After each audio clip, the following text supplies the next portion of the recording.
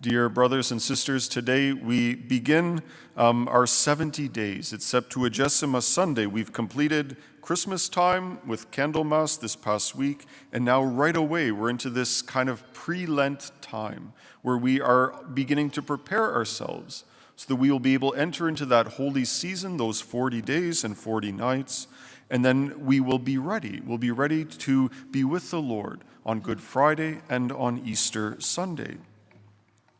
For us, yes, we want to take the lead from the readings today to help us to begin down this road of pre-Lent. And St. Paul, he urges us on, and he has a warning for us. He urges us first in saying, make sure that you run the race so as to win, right? We're all in the race. We're not talking the rat race of life or of work or something, right? But we're in this race running towards heaven. And we want to run so as we can win. We want to run with the hearts of champions, right? Not with the heart of someone who's only half there, who doesn't really want to win, whose mind or heart really isn't in it. We want to run so that we may obtain. And then St. Paul also has a warning for us. He says, remember Moses, remember the people going to the promised land, how they all ate the spiritual food. They ate the manna that came down from heaven. They ate the spiritual food, and they drank the same spiritual drink, all of them. It kept them alive. But, he says, remember, with most of them, God was not well pleased. God was not happy with them. He was not satisfied. Why?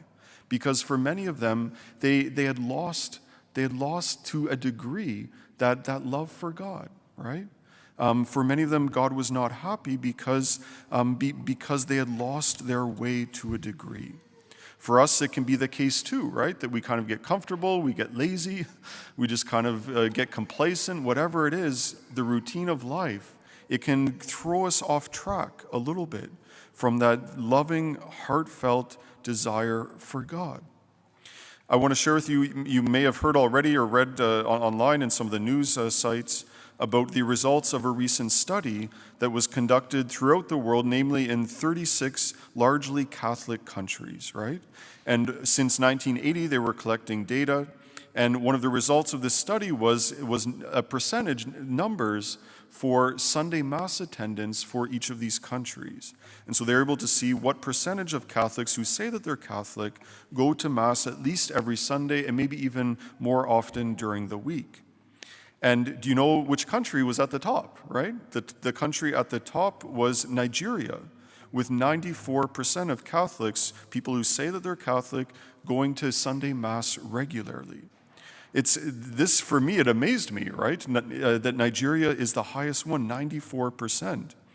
And one of the reasons that it amazes me is because often I read on these Catholic sites in Nigeria, kidnappings, tortures, martyrdoms, right? For people, children, like for whole families. There seems to be a lot of persecution of Christians in Nigeria right now in these days.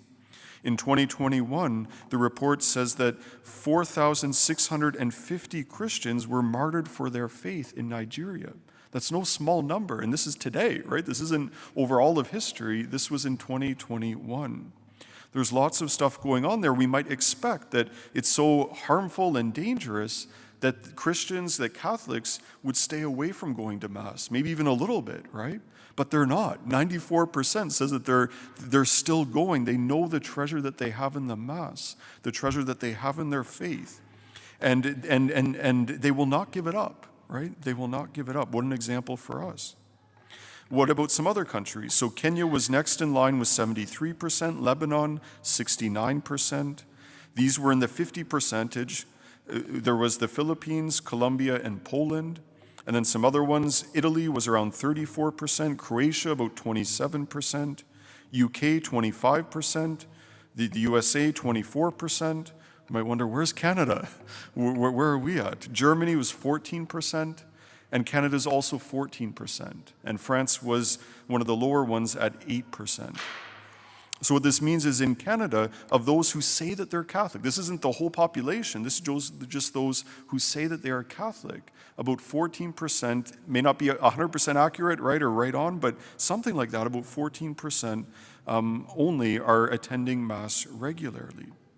For us, what does that mean? I mean, we're here, right? We're here and we're trying to love God and to know him more and to serve him. But there's many of our brothers and sisters who are not here for maybe lots of different reasons. For us, it's always been a part of our Catholic faith to have that missionary spirit, that we want to share the gospel. We want to share it definitely with those who are Catholic already, right? It should be easier.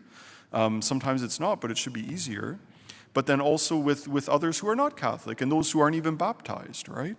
We want to be able to share the gospel, to bring it to everyone. In the gospel that we read today from St. Matthew, we heard of this account of this parable where an owner goes out to hire laborers, and he goes at the different points throughout the day, and then it's scandalous. It's shocking that at the end, he gives them all the same wage, right? Even those who only were there for an hour, same as those who were there for the whole day. But he says, why are you jealous that I'm so generous with what is mine, right? What I want to draw your attention to today is maybe those who came at the 11th hour, those who came towards the end. He still went out and he said, what are you doing still here sitting by idly? Come and work for me and I will pay you what is just. Maybe for us as we're preparing for this time of Lent and just kind of reflecting on our lives, this can be a special call to those who are in the 11th hour. Maybe those who've been procrastinating, waiting around, sitting by idly, but also maybe for those who are older, right? Who are the elderly in our community, in our parish, but also in the wider community, those who are older, who maybe are in that last hour, their 11th hour. For them, this is a calling, right? A calling to maybe to wake up, or a calling to take another step, not to be comfortable just staying where they are at. For our elderly, it sometimes surprises me, right? The great good and also sometimes the shortcomings. What I would hope for, right? And I think many of you too would say, yeah, when I'm older, when I'm retired, I'm going to have so much time, I can control my time, that then finally, right, I can put everything in order and I can live a saintly life. We want to even now, of course, right? But just we have this dream that maybe it'll be easier. And those of you, all of you are young, I know, right? But for some of those maybe who are a little bit older, maybe there's other reasons, other causes for why maybe sometimes it doesn't happen, even just not as much energy or whatever the thing is. But we have this idea that when we're retired or when we have a bit more time, that then we'll be able to spend more time in prayer, we'll be able to study our faith, we'll be able to do more acts of charity and kindness, that we'll really be able to be more free to do the most important things in our lives. Is that the case? For those of you who are retired, right? For those of you who have siblings or aunts or uncles or grandparents who are retired, is that the case? And maybe is it a time just to say, okay, I need to reassess here, right? I need to figure things out and maybe look at my life in a different way. For us, it's so important that we have old people, that we have elderly people who are an example for us, right? Elderly people, especially those who are married, right? Who are married, they show us that it's possible to love one person for your whole life. We all need to see that, right? We all need to see that. For those who have loving marriages, we need that example of old people who love each other still deeply. As well, we need the example, and we have it in many instances, right, of old people who love God, right? We might wonder and think, well, when you get old, you don't have as much patience for things that don't matter, and for some, maybe they give up on God, right? Like, I've tried that when I was younger, but now I'm old, and I don't have time. But we need old people who have that fire and that love for God that shows us that a lifetime of loving God is still not enough, right? There's still more that we want to overflow into heaven. And one example maybe to keep in mind to inspire some of our older people, and maybe for you to take to some of your friends, is the great example of Saint Olga. What a name, eh? Saint Olga. It's an awesome name. She was a Viking princess. And at the age of 15, she was married to Prince Igor of Kiev. There was a little kingdom, little realm in the Kiev area, and she was the princess then there for that region. Things happened, and one of the neighboring tribes came and murdered her husband. And so Saint Olga, she ended up taking over the throne to hold it for her 3-year-old son so that one day he would be the king, but until he was old enough, she would take charge. And she was a woman who took charge. She, as the new kind of queen of this area in Kiev, the neighboring tribe that killed her husband that they were warring with, he asked for her hand in marriage. Maybe he was thinking to make peace, I don't know, right? But she accepted, but with a thought in her mind that this would be her way to get vengeance, right? She would get back at them by accepting this marriage and tricking them, and then really getting back at her enemies. She wanted to protect her own people, but also deep in her heart, she wanted vengeance. And so she came up with a plan that had 4 stages, and you can read about this. I won't tell you all the details because there's kids here, but she has this 4-stage plan to get vengeance upon her enemies. One of the stages was that she obtained sparrows from the enemy's town or city. She obtained sparrows from there, and then it says that she had them wrapped in sulfur cloth, which she then set aflame and let them go.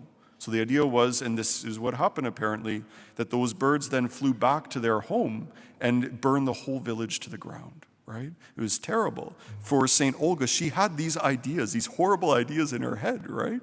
And these devious practices that she took out her vengeance on this whole other, on this neighboring town, these enemies of hers, this neighboring tribe. So all of this was happening. St. Olga was feared by many. She was loved by and respected by her people, but feared by many. They knew not to cross her. Years later, right, after all of this and all the things that she had done, years later now as an older woman, she traveled to Constantinople. And it was there that she was first in her lifetime, really exposed to Christian teaching. She heard it and was very intrigued by it, and she was listening, and then finally decided that for her, God put it in her heart that she should be baptized. And so she was baptized, and she became a Catholic and brought Catholicism back to her area, to her kingdom in Kiev. And then there, with the same intensity with which she would go after her enemies, she now shifted that and started looking towards her new faith. She would work many missionary efforts in her own country. She gave up all of that anger, hatred, bitterness, vengeance, all that stuff that was in her heart. God had showed her to leave it behind and instead to turn towards charity. And so she started giving money to the poor and trying to find ways of helping those in need. More so, she undertook efforts to build hospitals for her people, and she would teach the people, her own people, about the faith. She would bring it up on her own in public addresses and in other instances to help them to come to know the great teachings of Christ that had changed her so much. St. Olga would be known as the apostle, a kind of apostle, who brought Christianity to Ukraine, Belarus, and Russia. And she did all of this as an old lady, right? So for those of you, right, if the 11th hour is upon you, and it could be upon any of us, we don't know the day or the hour. But now is the time, right? Now is the time to keep on pushing. We're in this race to run as hard as you can to prepare so that we can be worthy of heaven. The 11th hour is upon us. How are we? What are we doing? Do we need to reassess, to kind of look at our lives a little bit differently and to set ourselves up so that we can win this great crown? In the name of the Father, and of the Son, and of the Holy Ghost, amen.